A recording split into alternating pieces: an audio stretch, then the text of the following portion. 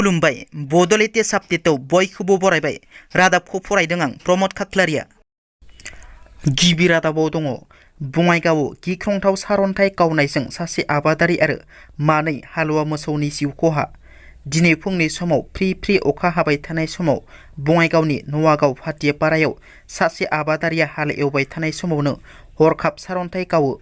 सारअन्थाइ गावनायजों आबादारिजों लोगोसे मानै हालुवा मोसौनि जिउ खहा जायो। जिउ खहा जानाय आबादारिखौ 60 बोसोर बैसोनि बिलासु बर्मन होननानै सिनायथिनाय जादों। एबसुनि बारग' आफादगिरि दानि बिटिआरनि गाहाय प्रमद बर'आ माहारियारि थाखोआव सासे गोख्रों राजखान्थिगिरि महरै सिनायथि जादों। हादरनि जाखांफुनाय गोख्रोंसिन राजखान्थिगिरिफोरनि फारिलाइयाव प्रमद बर'आ सायख'जादों। इउपिनि गिबि मन्थ्रि योगी आदित्यनाथ, आसामनि गिबि मन्थ्रि डक्टर हिमन्त बिश्व शर्मा, दिल्लीनि गिबि मन्थ्रि अरविन्द केजरीवाल आरो माखासे राजखान्थिगिरिफोरनि गेजेराव प्रमद बर' बिथाङाबो जायगा मोननो हादों। पइन्ट अफ एनालाइसिस मुंनि मिथिसार जानाय मेगाजिनआ बे बाथ्राखौ फोसावदों। मेगाजिनाव बिटिआरआव गोजोन लाबोनायनि थाखाय प्रमद बर'खौ सासे गान्धी बायदि नेता होननानै बुंदों आरो सा सानजानि गेजेराव बिटिआरआव गिबि खेब इन्टारनेशनेल नलेज फेस्टिभेल खुंफुंनो हानायखौबो रायखांदों मेगाजिनाव।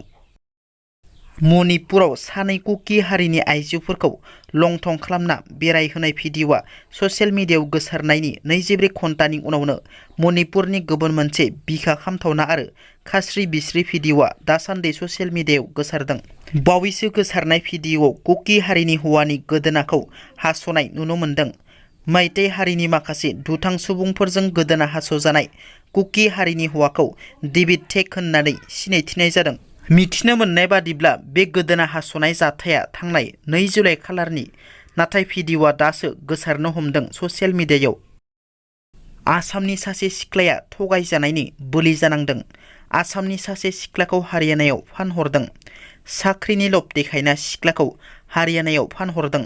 बे जाथायनि सायाव हारियानानि जिनाव 3 सुबुंनि हेंथायै केस थिसननाय जायो।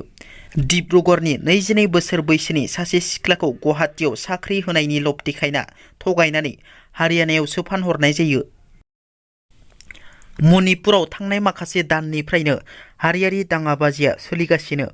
गोबां न' बां धन सम्पति सावजाबाय आरो गोबां सुबुंनि जिउबो खहा जाबाय। लोगोसे मणिपुराव इन्टारनेट बन्द खालामना दोननायबो जादों। मणिपुरनि हारियारि दाङाबाजिखौ नोजोर बोनानै north east minority students union सुंद'बै नेमसुआ मणिपुराव हादरगिरि खुंथाय एबा सासननि दाबिजों भारतनि हादरगिरि द्रौपदी मुर्मुनिसिम गोसोखां बिलाइ दैथायहरदों। दिनैनि रादाबा एसेनोसै। नोंथांमोना जुदि आंनि रादाबखौ खोनासंनानै मोजां मोनदोंब्ला अन्नानै लाइक, शेयार आरो साबस्क्राइब खालामनो दाबाव। गोजोन्थों।